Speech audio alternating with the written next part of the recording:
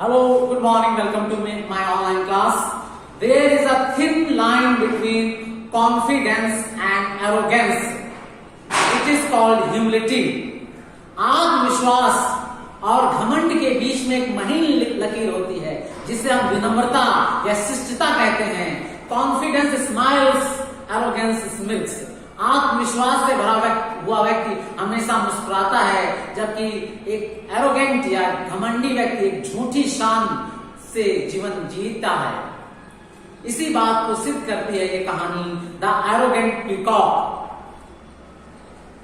Once there lived a peacock in the forest. एक बार जंगल में एक मोर रहता था. He used to stay by the side of a lake. वो झील के किनारे ठहरा करता था. He was very arrogant. वो बहुत ही घमंडी था. Every day he would go to the lake and spread his colorful feather. वो रोज झील के किनारे जाया करता और अपने रंग बिरंगे पंखों को फैलाकर इतराता.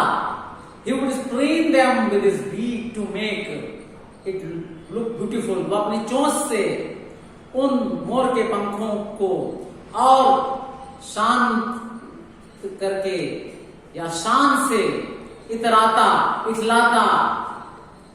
Then he would see his reflection in the lake water and admire his own beauty. फिर वो अपने ही पंखों के प्रतिबिंब या परछाई को झील के पानी में देखता और गर्व से अपनी सुंदरता पर इठलाता. One day a white crane arrived on the lake side. एक दिन एक सफेद बगुला झील के किनारे आया. Seeing a new bird, the peacock thought. उस नए चिड़िया को देखकर पीकॉक ने सोचा, यानी कि मोर ने सोचा, a new visitor has come. I must go and introduce myself to him so that he might appreciate my beauty. मोर ने सोचा कि एक नया आगंतुक या मेहमान हम लोग के यहाँ पर आया है, मुझे उसके पास जाना चाहिए और अपना परिचय उससे कराना चाहिए ताकि वो मेरी खूबसूरती की प्रशंसा कर सके. Then the peacock sauntered by the lakeside, flaunting his feathers. फिर वो मोर झील के किनारे अपने पंखों को फैलाकर अपनी पंखों की खूबसूरती में डूब गया. There the crane was picking up the fish to have its meal. वहां पर वो बगुला अपने झील में भोजन कर रहा था. As usual, the peacock started to exhibit its large feathers. और हमेशा की तरह मोर ने अपने विशाल बड़े बड़े पंखों को फैलाकर इतराते हुए उसे अपनी खूबसूरती की नुमाइश की. Preened them with its beaks and looked at the beautiful reflection in lake water.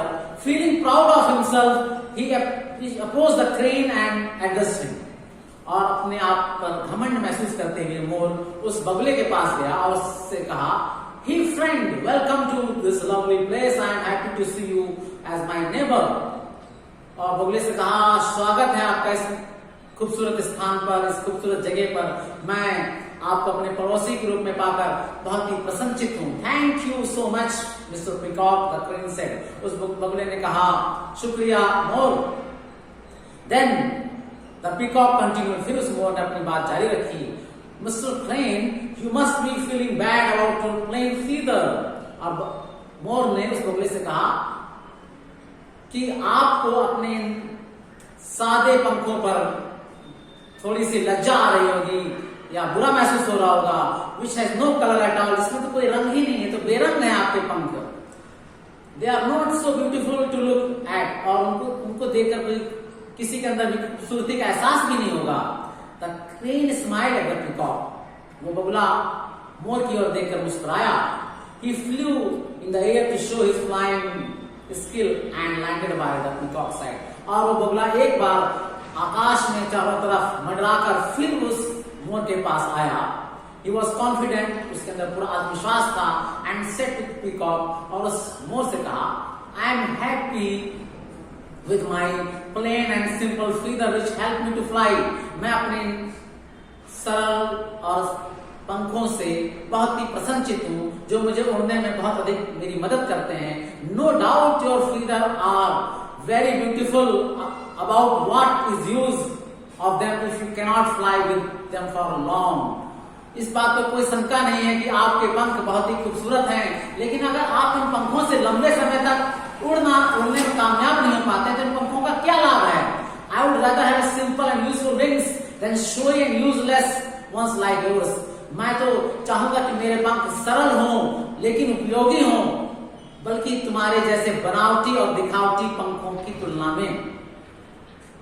Having this, the peacock became spellbound. इन बातों को सुनकर मोर मनमुग्ध हो गया।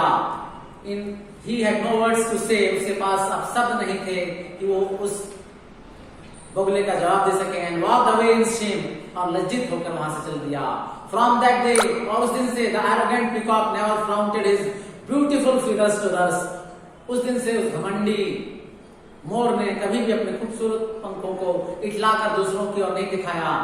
ये कहानी हमें ये बताती है कि हमें अपने पर घमंड नहीं करना चाहिए। आत्मविश्वास जीवन के लिए आवश्यक है, लेकिन घमंड हमारे लिए नुकसानदायक है। ये कहानी कैसे लगी आपको कमेंट बॉक्स में अवश्य लिखिएगा। Till then good bye.